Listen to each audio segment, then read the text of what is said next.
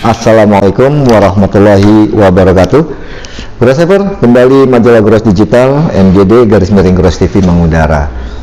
Tadi pagi alhamdulillah Gross TV sudah menyiarkan secara langsung webinar yang diselenggarakan oleh Kementerian ATR dengan pengurus pusat IPAT, Ikatan Pejabat Pembuat Akta Tanah, judulnya Sinergisitas, ya kan, dalam menangani permasalahan pertanahan, Mbak.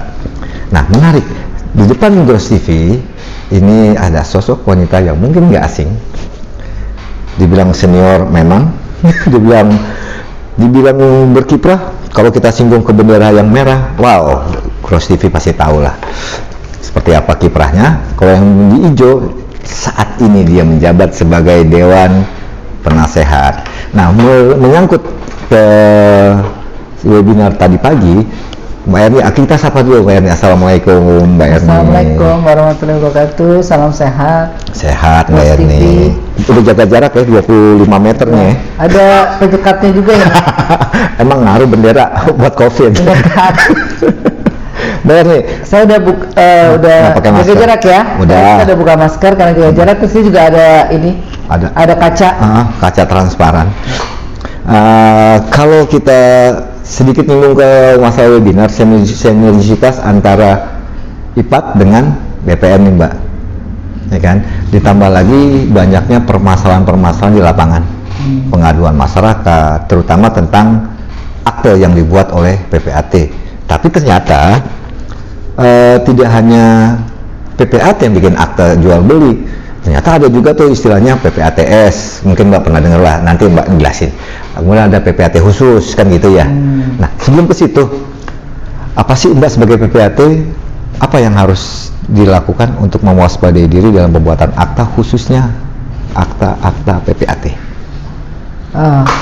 Terima kasih udah diundang lagi, semoga nggak bosan dan ya sharing ilmu. Mudah-mudahan sharing ini bermanfaat. Amin. Dan sepanjang saya tahu dan sepanjang saya praktekkan ya, jadi kita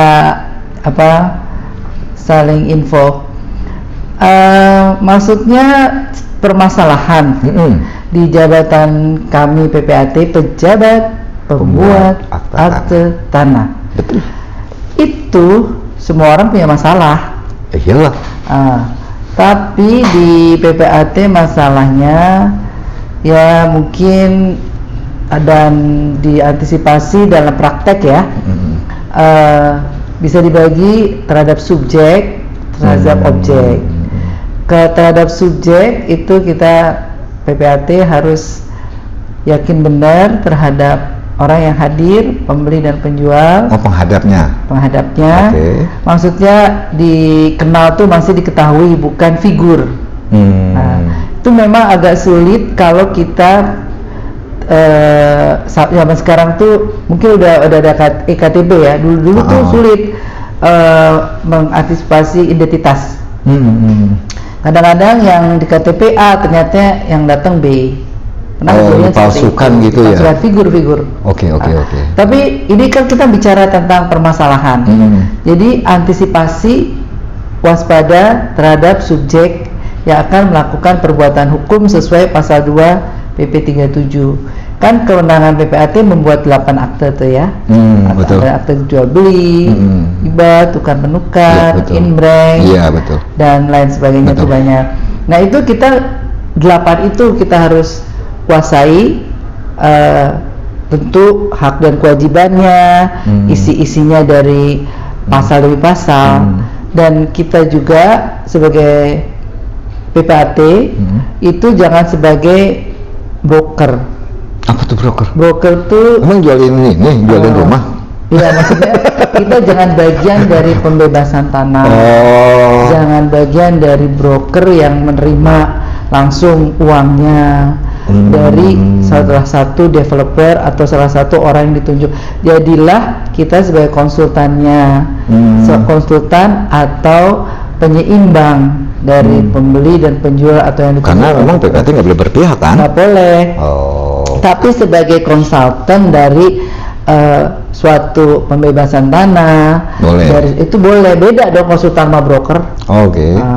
Terus yang juga harus diwaspadai subjek, objeknya ini memang karena kita kan tahu sendiri pertanahan kita, ya sebelum tahun 45 banyak yang belum masih ada tumpang tindih, masih ada tanah yang guntai, tanah yang bermasalah, sertifikat ganda, belum jadi sertifikat, giri, kekipir, desa dan sebagainya.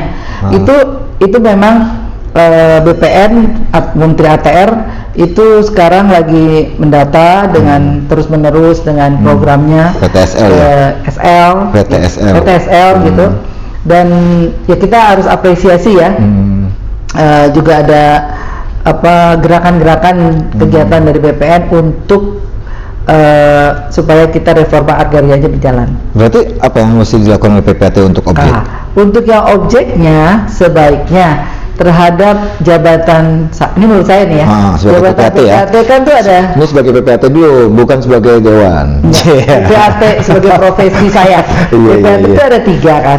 PPAT biasa seperti saya diangkat oleh menteri untuk jabatan suatu tertentu dengan di wilayah tertentu. Kita nggak boleh tuh bikin PPAT di wilayah lain. Kabupaten kota kan? Kabupaten kota betul. Kabupaten Jakarta Selatan. Walaupun katanya boleh di DKI, tapi belum ada peraturannya. Mana? Belum nggak jalan tuh katanya bisa. Tadi aku potong. Kalau masalah kewenangan satu provinsi kan dulu memang sempat di tapi kan nggak jalan sampai sekarang. Kalau nggak sekota aja udah puyeng. Istilah perezekian itu. Iya betul. Rezeki-rezekinya.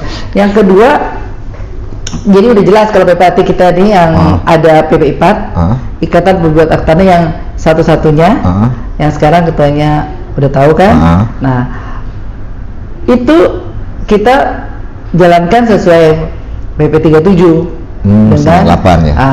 98 dan untuk sebagian menjalankan fungsi pendaftaran tanah dari BPN. Jadi kita, kalau saya sih dulu pernah dengar dari Pak Guru tuh, dia land arm of government, Pak Budi Arsono. Jadi kita kepanjangan tangan dari pemerintah, tapi cuma sebelah. Yang kirinya bukan kita. Jadi arm length coordination. Jadi kanan ngambil, kirinya terima. Terima kasih ngambil gitu. Jadi kita tuh membantu karena dalam perjalanannya yang objek tanah itu, nih sekarang nih yang harus kita rada-rada suka komplain PPAT, itu kita ngurusin pajak. Iyalah, pajak pembeli sama pajak penjual. Emang itu masuk di pekerjaan? Bukan, tapi kalau nggak kita bantu untuk mungkin pembayarannya dan validasinya, siapa yang mau ngerjain? Saya nggak tanya siapa yang mau ngerjain. Terus gimana untuk waspadanya? Itu validasi di perpajakannya yang saya, ampun deh saya. Validasinya lama, nggak bisa serta merta cepet, nggak bisa itu. Jadi kalau mau ngomong sama kalian nanya setelah tanda tangan kapan selesai, saya udah bilang tergantung validasi pajak. Kalau validasi pajak terus kita pendaftaran ke BPN balik nama, ya itu janjinya BPN kan 21 hari. Pasti. 21 itu kan hari. ada di undang-undang. Jadi kita jawab aja 2-3 bulan. Udah naikin. Habis gimana kalau enggak? Itu karena ada hari libur. Terus sekarang pandemi. Ada work from home. Iya. BPN juga ada work from home. Kantor notaris juga, PPAT juga ada work from home. Dan sekarang lagi ganas lagi COVID.